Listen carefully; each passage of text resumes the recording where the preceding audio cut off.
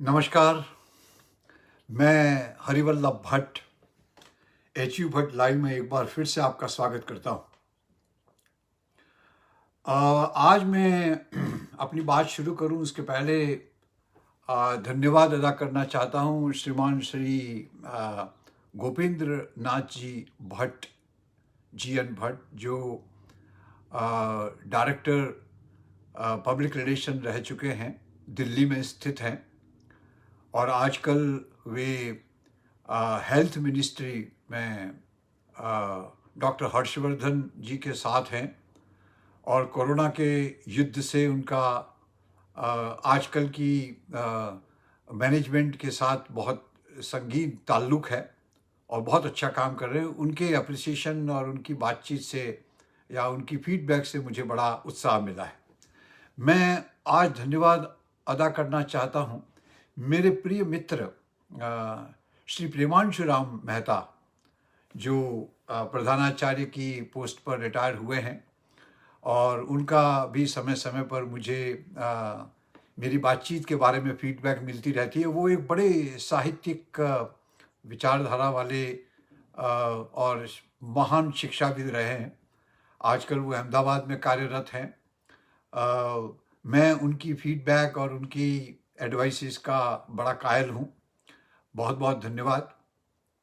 आज की बात जो मैं आपको शुरू करूं उसके पहले एक चीज़ कह दूं कि आज की बात जब मैं सोच रहा था उस समय मुझे मेरे छोटे भाई गोपाल भट्ट की याद आई, क्योंकि यही बात मैंने सालों पहले जो है वो उसके साथ की थी और उसको कभी समय समय पर वो मुझे बताता है कि कुछ कुछ बातें उसको मेरी याद रहती हैं और वो उनसे लाभ उठाता है और उठाता रहा है। He is a big man now. He is the vice president of one of the most popular chemical industry in Ahmedabad और उनकी सफलताओं के तो काफ़ी चर्चे हैं। बाद में कभी समय मिला तो हम करेंगे, लेकिन आज की बात जो मैं आपसे करने वाला हूँ वो बात मैंने मेरे छोटे भाई के साथ जब वो पढ़ रहा था तब की थी। मैं उससे उम्र में बड़ा हूँ इसलिए मैं थोड़ा जल्दी सेटल हुआ और वो मेरे साथ रहा और जब उसके स्ट्रगल का टाइम था तब मैंने आज के पॉइंट को उसके सामने चर्चा की थी, इसलिए आज मुझे उसकी बहुत याद आई। आज हम चर्चा करेंगे कम्युनिकेशन के ऊपर, संवाद, बातचीत। देखिए दोस्तों कि ये जो बातचीत और जो कम्युनिकेशन है वो दुनिया में अगर आप इसके एग्जाम्पल ढूंढेंगे तो आपको कई एग्जाम्पल ऐसे मिल जाएंगे जो कई ऐसे नेता हुए, कई ऐसे लीडर हुए, कई ऐसे महान व्यक्ति हुए जिनकी वाचा शक्ति ने, जिनके कम्युनिकेशन स्किल ने उनको बहुत बड़ा आदमी बनाया। अभी रिसेंटली अगर आप बात करें तो Barack Obama is one of the very classic example of communication. उनकी बातचीत से उन्होंने अमेरिका की जनता को, जो 100% एजुकेटेड मासेस है, उसमें अपने स्थान बनाया, अपनी जगह बनाई और 8 साल तक वो अमेरिका के प्रेसिडेंट रहे। उनकी सबसे बड़ी ताकत थी कम्युनिकेशन। तो दोस्तों कम्युनिकेशन चाहे वो वाचा से हो, चाहे वो लिखान से हो, चाहे वो किसी भी तरीके से हो, लेकिन उसका इफेक्टिवनेस बहुत बड़ा बदलाव आपके जीवन में ला सकती है। और इसी इम्पोर्टेंस को ध्यान में रखते हुए मैं आज आपके सामने एक कहानी, लेकिन हकीकत कहानी है, जो मैं आपके सामने पहले पेश करना चाहता हूँ कि 1990 के आसपास अमेरिका की स्टैनफोर्ड यूनिवर्सिटी में साइकोलॉजी डिपार्टमेंट के अंदर एक एक्सपेरिमेंट किया गया। उस एक्सपेरिमेंट में करीब 1000 आदमियों को चुना गया जो ये मानते थे कि उनकी कम्युनिकेशन स्किल दूसरों से बेहतर है और वो अच्छी तरह से समझा सकते हैं। और उस पूरे ग्रुप को 2 भागों में डिवाइड कर दिया गया। एक वो जो कहता है और दूसरा वो जो सुनता है। तो 2 भागों में इस पूरे ग्रुप को डिवाइड किया गया और डिवाइड करने के बाद उनको काफ़ी कुछ इसके बारे में बताया गया और फिर ये कहा गया कि आपको अपने बोल से नहीं लेकिन अपनी आवाज़ से या किसी रिदम से आपको कम्युनिकेट करना है। जैसे कि मैं आपको एक एग्जांपल बताता हूँ कि जैसे ये है,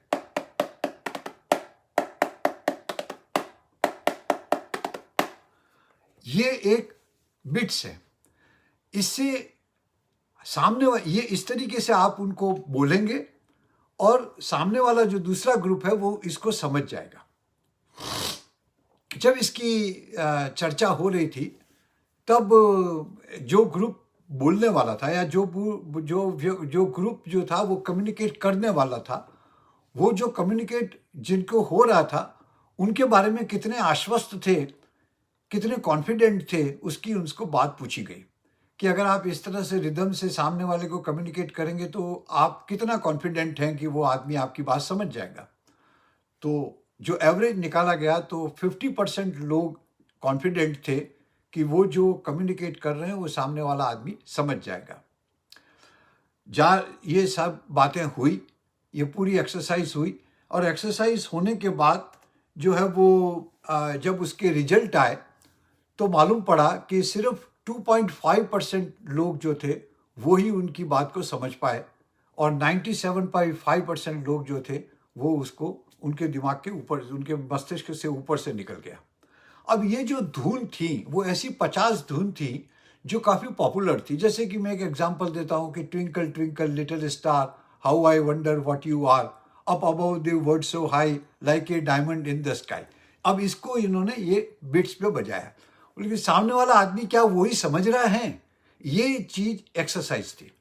तो इसमें मालूम पड़ा कि सिर्फ 2.5% लोग ही उनकी बात को समझ पाए।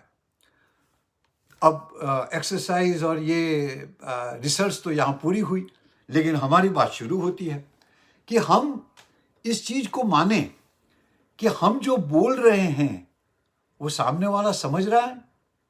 जो बोल रहे हैं वो तो हकीकत है, लेकिन सामने वाला समझ रहा है, ये हमारा शायद भ्रम भी हो सकता है, या हमारा ओवर कॉन्फिडेंस भी हो सकता है, या हमारा उनके प्रति विश्वास हो सकता है। क्योंकि सुनने वाले के और सुनाने वाले के दोनों के ब्रेन अलग अलग है, दोनों के मस्तिष्क अलग अलग हैं। दूसरी बात यह है, उसमें यह होता है कि एक शब्द के एक से ज़्यादा मीनिंग होते हैं, तो जरूरी नहीं है कि हम शब्दों से जो है वो सारी बात समझा सकें। तो मीनिंग के ऊपर भी जाना चाहिए। कम्युनिकेशन की हम बात कर रहे हैं। दुनिया में शब्दों के साथ साथ टोन जो है वो भी ज़्यादा बहुत ज़रूरी है। दुनिया की कोई भी भाषा आप समझ लीजिए कि जैसे हम ये पूछें कि क्या कर रहे हो और हम ये बोले क्या कर रहे हो, उसमें फ़र्क है। शब्द एक हैं लेकिन हमारी टोन उसके मैसेज को अलग कर देती है। दूसरा क्या है कि हम हर आदमी जो है वो सुनना वो चाहता है जो उसे पसंद है, जबकि हम वो बोलते हैं जो हमें पसंद है, जो हम समझते हैं कि हमारे हिसाब से वो तरीका बेस्ट है, उसी के हिसाब से हम बोलते हैं। लेकिन सामने वाला समझने के लिए अपने दिमाग का इस्तेमाल करता है। और दूसरा क्या है कि जो है वो स्पीकिंग, ये जो है वो एक कम्युनिकेशन का जरिया है, एक ब्रिज है, लेकिन दोनों किनारे तो अलग अलग ही होते हैं। तो इसमें हम देखें कि how do we make it effective, हम कैसे उसको इफेक्टिव बना सकें कि हम 2.5% की जगह पे हम 50% लोगों को हमारी बातों को समझा सकें। यही इस बात का आज आधार है। तो हमें क्या करना चाहिए, ये इसके लिए हम थोड़ी सी चर्चा कर लें। हमें ये करना चाहिए कि कम्युनिकेशन जो है वो टारगेट ऑडियंस के आधार पे हो। आप किससे बात कर रहे हैं, किस इंटेलेक्चुअल लेवल के आदमी के साथ बात कर रहे हैं, 2 से बात कर रहे हैं, 5 से बात कर रहे हैं, 50 से बात कर रहे हैं, 100 से बात कर रहे हैं, उस हिसाब से आपको अपनी लैंग्वेज, अपनी भाषा, अपनी टोन को उस हिसाब से एडजस्ट करना होगा। दूसरा ये होता है कि जो लैंग्वेज हम बोलें वो ब्रीफ होनी चाहिए, वो पॉइंटेड होनी चाहिए, वो फोकस्ड होनी चाहिए। हम घुमा घुमा के अगर बात करेंगे तो सामने वाला सुनने में उसमें कोई ज़्यादा इंटरेस्ट लेगा नहीं। हमारे वर्ड बिल्कुल सिंपल, क्लियर एंड प्रैक्टिकल होने चाहिए। हम बहुत बड़ी बड़ी हैवी लैंग्वेज अगर हम यूज़ करेंगे तो शायद 5% 10% लोग उसको समझ पाएंगे, लेकिन शायद 95% लोग उसको न समझ पाए। दूसरा ये होता है कि कन्वर्सेशन के अंदर हम भाषा जो यूज़ करें वो बातचीत की भाषा यूज़ करें। हम हम एकांत की बात न करें, हम हमारी ही बात न करें। हम ये बात करें कि जैसे कि एक सिंपल वर्ड है कि मैं आई वर्ड यूज़ नहीं कर करके और वी वर्ड यूज़ करूँगा, तो मैं ज़्यादा लोगों के साथ कनेक्ट हो पाऊँगा। और है कि जो है वो थोड़ा-सा आप अपने आप को उनकी विचारधाराओं में ढालिए, जिनको आप सुना रहे हैं। उनके साथ मिल कर के अगर आप बात करेंगे, तो बहुत ज़्यादा कनेक्ट हो पाएँगे। अगर आप उनके साथ बैठ कर के नहीं उनके हिसाब से नहीं सोच के बात करते हैं, तो शायद आपकी बात थोड़ी-सी ऊपर से जा सकती है। एक जो है वो एक टेक्नीक है, जिसको कभी मौका मिला तो हम विस्तृत में बात करेंगे। उस टेक्नीक का नाम है match and mirror. Match and mirror technique जो है वो भी कम्युनिकेशन की एक टेक्निक है।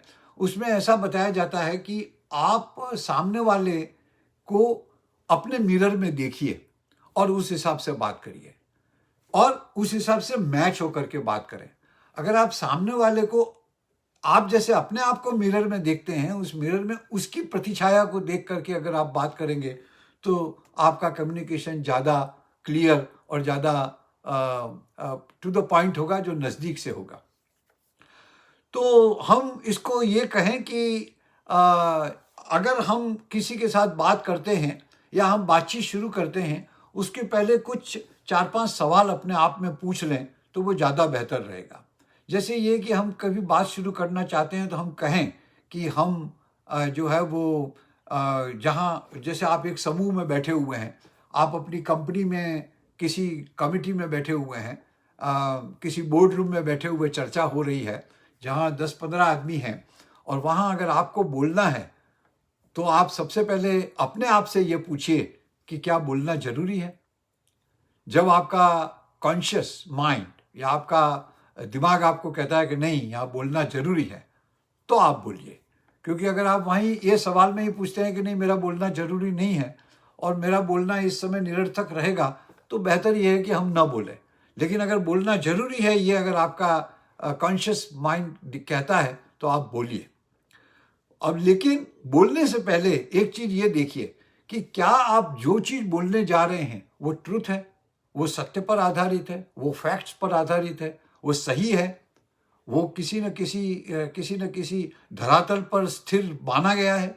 अगर आप उसको ये मानते हैं कि नहीं, ये बिल्कुल सत्य है, ये हकीकत पर आधारित है, वो ही आप बोलिए।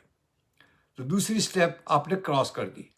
तीसरी स्टेप में यह है कि आप जो भाषा और जो टोन यूज़ करने वाले हैं, उसका भी 1 मिनट के लिए रिव्यू कर लीजिए कि आपका कोई शब्द ऐसा हो सकता है जो सामने वाले को नुकसान दे सके या सामने वाले की फीलिंग को हर्ट कर सके, तो उस शब्द को निकाल दीजिए। क्या आपकी टोन जो है वो सामने वाले को हर्ट कर सके ऐसी है, तो उस टोन को आप माइल्ड कर दीजिए।